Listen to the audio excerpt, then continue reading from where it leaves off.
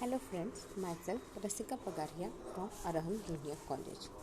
Today we are going to start with the new section, that is international relations. Till now we saw about the nationalism, then we saw about the representative, we saw about the judiciary and all. Now we are going to study something about the international relations. So let's begin. You may have read in the newspapers about the Indian Prime Minister meeting with the President of the United States or President of the Russia. There would also be news about some foreign delegates visiting India. Right बराबर है ना. अपन बहुत बार newspaper में देखते हैं कि अपने prime minister Narendra Modi किसी और कंट्री पे गए हैं. He went to Russia to meet the president, he went to USA, right, he went to Japan to meet the president of Japan and all. अपन अक्सर ये सब देखते हैं न्यूज़पेपर में, टीवीज़ में, right. And even we see also कि बाबा आज यूएसए का प्रेसिडेंट मिलने आ रहा है. हाँ, some foreign delegates are coming to our country to visit India and all. ये सब अपन अक्सर न्यूज़पेपर में देखते ही है ना. We hear in the news also. This is nothing but this is the international relations. इन सब को अपन क्या नाम देते हैं? International relation. But all this seems so far. You may feel that this has nothing to do with our daily life. But think again. अभी जब अपन ये सब सुनते हैं, अपने को क्या लगता है? अरे इन सब का अपने से क्या लेना देना? हाँ, मेरे को क्या फ़ायदा है, मेरे को क्या लेना देना इन सब से? Why I should be bothered? If you feel this, do you think what you have feeling is correct? What you felt is right? Do you think so? What you are feeling is wrong? When there is a rise in petrol and diesel prices in India, you feel the pinch. बराबर. जब बोलती है कि petrol का दाम कल से 1 रुपया बढ़ने वाला है, डीजल का दाम 25 पैसे बढ़ने वाला है कल से, आपको क्या लगता है? अरे यार, पेट्रोल का दाम फिर बढ़ गया, राइट. हाँ, आपको बहुत बुरा लगता है. आपकी गाड़ी में आधा टैंक पेट्रोल रहा तो भी आप रात को टैंक फुल करा देते हो, गाड़ी के टैंक फुल करा देते हो. क्यों ऐसा? 1 रुपया. अच्छा, आपकी गाड़ी में अगर 4 लीटर पेट्रोल आता है तो 4 रुपया बढ़ेगा ना आपका. बट फिर भी आप कितना सोचते हो कि यार पेट्रोल का दाम कल से बढ़ गया, यार खर्चा बढ़ गया पेट्रोल का. हाँ, सोचते हो ना. Why did the petrol price rise? क्यों बढ़ा पेट्रोल का दाम? Newspaper would tell you that the reason for this is the tension in the region of West Asia. फिर न्यूज़पेपर में आपको नेक्स्ट डे पता चलता है पेट्रोल का दाम बढ़ा, उसका रीज़न पता चलता है कि there some tension going on in the region of West Asia. We import petroleum, and when its supplies is affected by some conflicts in the region where it is produced, prices rises. See, petrol अपने India में तो है नहीं. What we do? We import the petroleum, right? But जब उसका supply कब affect होता है? When there is some conflict in the region where it is produced.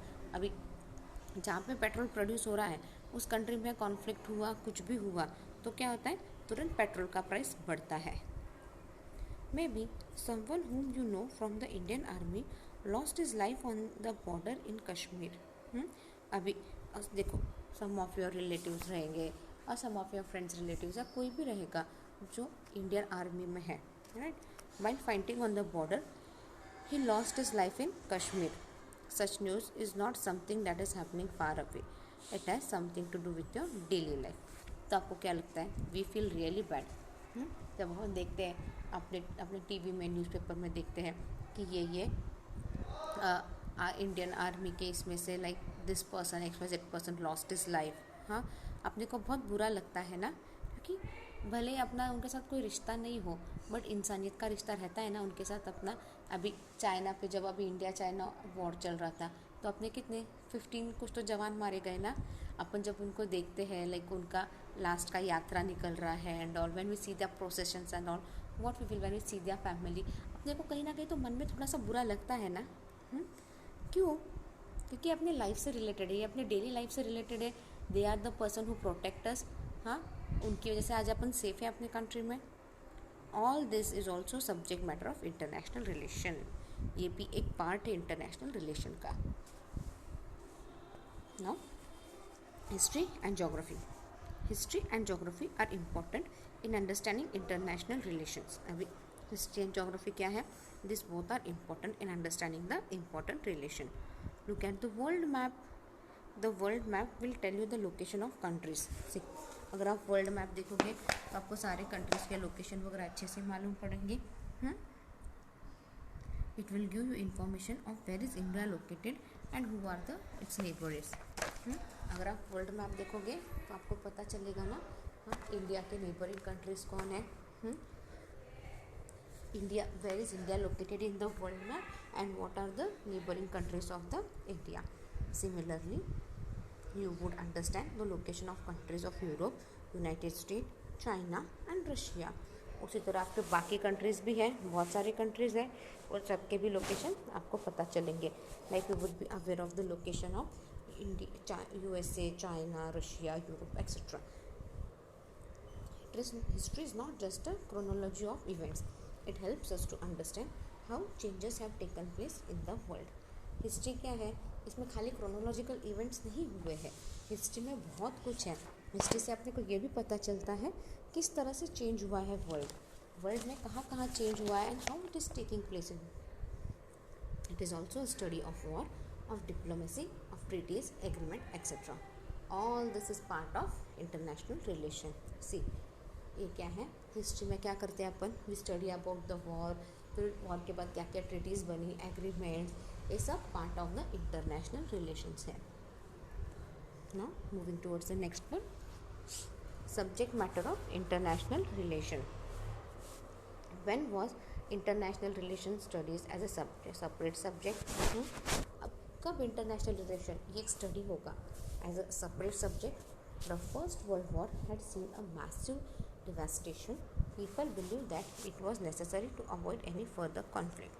See, ये जो फर्स्ट वर्ल्ड वॉर था उसमें बहुत ज़्यादा नुकसान हुआ. It was massive destructions. People को ऐसा था कि बाबा वापस कोई वॉर होना नहीं चाहिए and every one was trying to avoid the future conflict. It is in the memory of the soldier who died in this war that the University of Wales started the study of international relations in 1919. It is the वो memory of the जो soldiers ने first world war में उनकी जान गंवाई है उनकी याद में यूनिवर्सिटी ऑफ वेल जो यूके में है उन्होंने ये इंटरनेशनल रिलेशन पे एक सब्जेक्ट निकाला है. They started study as an international relation as a subject in 1919. The initial focus was on how to avoid war and establish peace. Starting initial कैसा हुआ कि बाबा जब वर्ल्ड वॉर 1 हो गया तो कैसा क्या था सबके मन में कि बाबा अपन ने कैसा वापस ये वॉर नहीं होना चाहिए और हर जगह पीस रहना चाहिए. Later on the focus widen to include political, economic, social, culture issue beside security problem. अब ये जो इंटरनेशनल रिलेशन है, इंटरनेशनल पीस है, ये बाद में और आगे कैसे गया? इट वेंट फॉरवर्ड विथ कि बाबा और अपने बढ़ाना चाहिए. सिर्फ सिक्योरिटी नहीं देखना चाहिए. वी शुड कम अपना हर कंट्री का economic, social, cultural problem, issues, इन सबको भी ध्यान में रखना चाहिए. Some of the important problem that international relations tries to answer are why do nation behave as they do. एक इम्पोर्टेंट क्वेश्चन था जो लाइक इंटरनेशनल रिलेशन में अराइज हुआ था.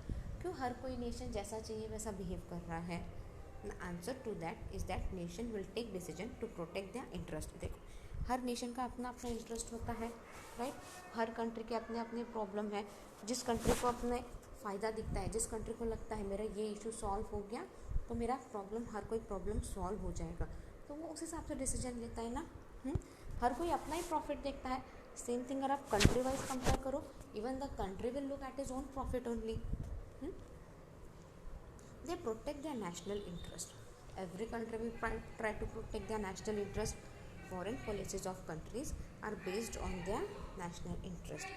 Foreign policies भी they all are based on the international interest.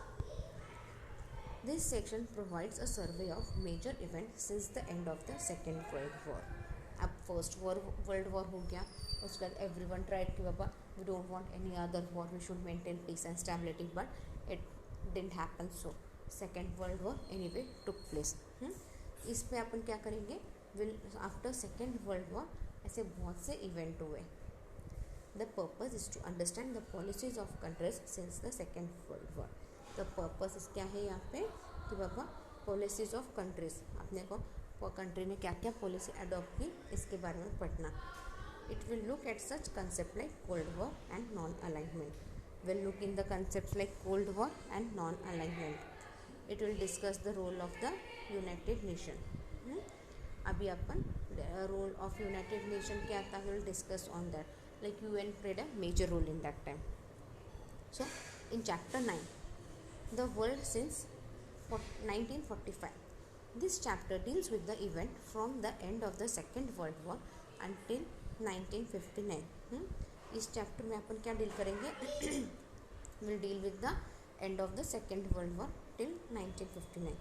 The main focus of this chapter is on the Cold War and the growth of rationalism in Asia and Africa. Main focus किस पे है यहाँ पे? In this 9th chapter we'll be studying on the Cold War and the growth of rationalism in Asia and Africa. Then chapter 10, the world since 1945. This chapter deals with the period from 1959 till 1991. ये period क्या है? This chapter deals with the period from 59 to 91. It looks at the changes that come about in the 60s. अभी जो changes आए अपने 60s में वगैरह उसके बारे में बात करेंगे.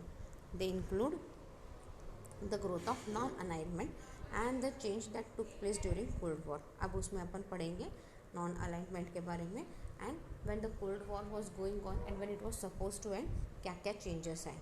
The chapter ends with the degradation of the Soviet Union in 1991. ये चैप्टर कब ख़त्म होता है? It is with the Soviet Union. The change that took place after 1991 are the studies in the 12th standard. अब जो change हुए हैं 1991 के बाद ये अपन 12th स्टैंडर्ड की हिस्ट्री में पढ़ेंगे. So let's begin with our topic.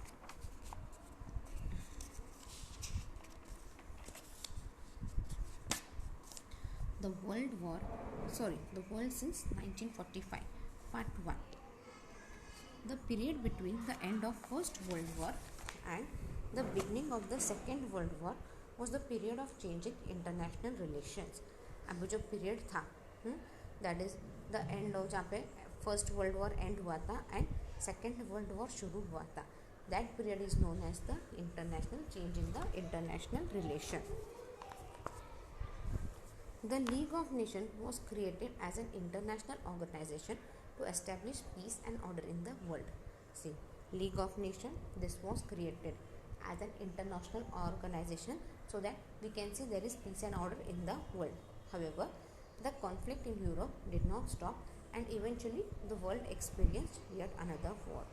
However, जो conflicts थे यूरोप के बीच में एंड ऑल वो ख़त्म नहीं हुए और लीग ऑफ नेशन भी फेल हुआ था टू चेक कि बाबा there is peace and stability है या नहीं.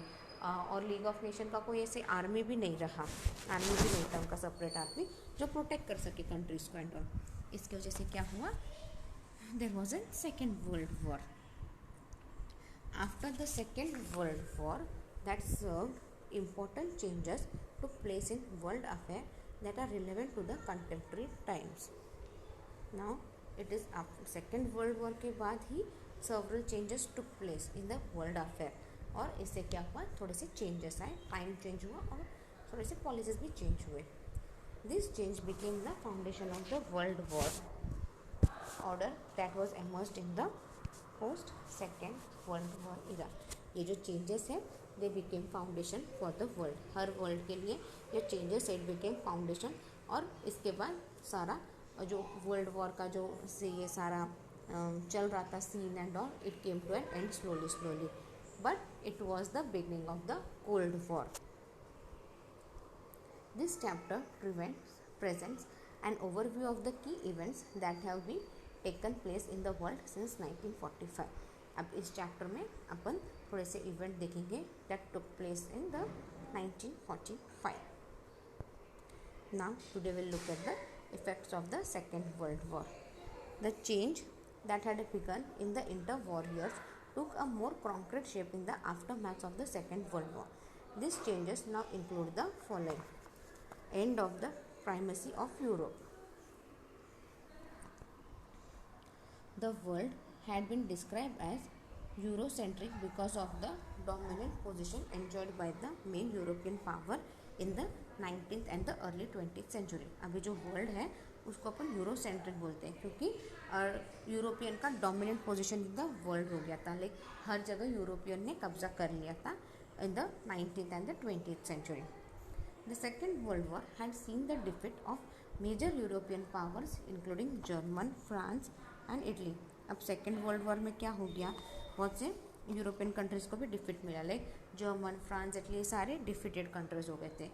United Kingdom witness serves devastation. United Kingdom में भी बहुत सा नुकसान हो गया. On the other hand United State and Soviet Union emerged as new power. और उसी वक्त क्या हुआ, जब यूरोपियन कंट्रीज वीक हो गए तब United State and Soviet Union came up as a new power. With the European powers have lost the importance. अब यूरोपियन पावर्स क्या हो गए, they lost the importance. The world ceases to be Eurocentric. अब world क्या हो गया, Eurocentric हो गया, लाइक एक जन के हाथ में सारा पावर ऐसे चालू हो गया. The emergence of the United States and Soviet Union as two important players in the world affair also diminished the importance of European power. अभी टू पावर आ गए, पावर दो जगह में बढ़ गई, एक तो United State and Soviet Union. ये दोनों they started taking major part in the world affair and they both emerged as a supreme power. और ये दोनों सुप्रीम पावर होने की वजह से क्या हुआ, यूरोपियन जो पावरफुल थी उनका पावर कम हो गया. Next is the division of Europe. During the second world war the Soviet force occupied the area of eastern Europe. अभी सेकेंड वर्ल्ड वॉर के वक्त क्या था, ये जो सोवियत फोर्स थी, लाइक सोवियत यूनियन फोर्स थी ना, उन्होंने बहुत सा ईस्टर्न यूरोप ऑक्यूपाई कर लिया था. The western countries of United States, France and United Kingdom occupied the area of Western Europe. अब जो वेस्टर्न कंट्रीज थे of United Kingdom, France and United State, उन्होंने बहुत सा वेस्टर्न यूरोप ले लिया था. After the defeat of German and the end of the war both sides wanted to retain the influence on the area under their control. अभी German anyway defeat हो गई थी और वॉर भी एंड हो गया था. तो अभी क्या था, दोनों साइड्स क्या चाहिए था कि बाबा अपने अपने जो एरिया हमने कंट्रोल किए हैं, जो एरिया जो हमने ऑक्यूपाई किए थे वो हमारे पास ही रहने चाहिए थे. With the end of the war European was divided into east and west Europe. जैसे ही वॉर ख़त्म हुआ, Europe got divided into east Europe and west Europe. That is the division of Europe. पहले यूरोप एक बहुत बड़ा country था, like उसके अंदर जर्मन, फ्रांस, ये सब यूरोपियन कंट्रीज़ में आते थे, एक ही यूरोप था. बट अब क्या हो गया, Europe got divided into two, western Europe and eastern Europe. Now role of ideology. The Bolshevik revolution of 1917 had brought into new factors in international relation. Role of ideology. अभी जो Bolshevik revolution हुआ था of 1917, उसमें क्या हुआ, बहुत से new factor in international relation. Role of ideology. The revolution created the Soviet Union as a socialist state. अब जो रिवॉल्यूशन था उन्होंने Soviet Union as a socialist state declare कर दिया था. The east European state that were under the influence of Soviet Union adopted the socialist ideology. अभी east European states थे, वो जो सोवियत यूनियन के इन्फ्लुएंस में थे, जो सोवियत यूनियन से ज्वाइन हो गए थे, उन्होंने भी क्या किया, they also started adopting the socialist ideology. The Western Europe state that were under the American influence adopted the capitalist ideology. Now Western Europe में क्या हो गया, Western European states में जो अमेरिका के इन्फ्लुएंस में थे, they adopted the capitalist ideology. देखो यहाँ पे आइडियोलॉजी चेंज हो गई, राइट. ईस्ट यूरोपियन में क्या था, ईस्ट यूरोपियन सोवियत यूनियन के पास था और Soviet Union was like socialist ideology भी थी. And west Europe was with the America, so they influence the capitalist ideology. देखो यहाँ पे आइडियोलॉजीज चेंज हो गई, आइडियोलॉजीज दोनों की अलग अलग थी.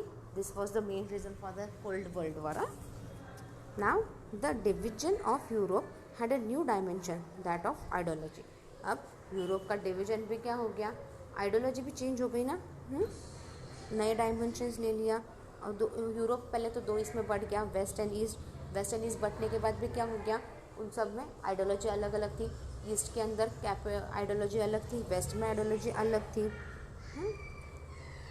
Now next is the United Nation. The establishment of the United Nation in 1945 was another important milestone.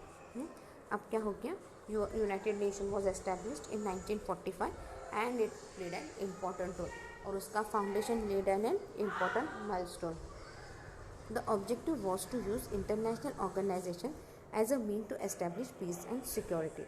अब मेन ऑब्जेक्टिव क्या था यूएन का, टू हैव एन एक इंटरनेशनल ऑर्गेनाइजेशन स्टार्ट करेंगे और सी दैट कि there is peace and stability as well as security in the international level. The UN was the substitute the League of Nations as an international organization. See, World War I के बाद क्या हुआ था, League of Nations form हुआ था. Now League of Nations का एक नया फॉर्म आ गया, that is United Nation. But दोनों का एम एक ही था, to maintain the international peace and security. Then rise of Asia. Yet another important trend that one can see in the post-Second World War era is the rise of anti-colonial or national liberalization struggle in Asia and Africa. See, after Second World War के बाद क्या हो गया, every country was trying to have independence. Like European ने बहुत से countries पे ये करके रखा था, अपना कब्जा करके रखा था. आफ्टर सेकेंड वर्ल्ड वॉर बहुत सी कंट्रीज को इंडिपेंडेंस मिला था. तब क्या हो गया, सेकेंड वर्ल्ड के बाद बहुत से कंट्रीज बिकेम इंडिपेंडेंट, एशिया और ये एशियन अफ्रीका कॉन्टिनेंट में हुआ था. This eventually lead to countries of Asia and Africa attending freedom from the colonial rule. अब क्या हो गया, ये कंट्रीज को क्या मिला, कॉलोनियल रूल से फ्रीडम मिल गया.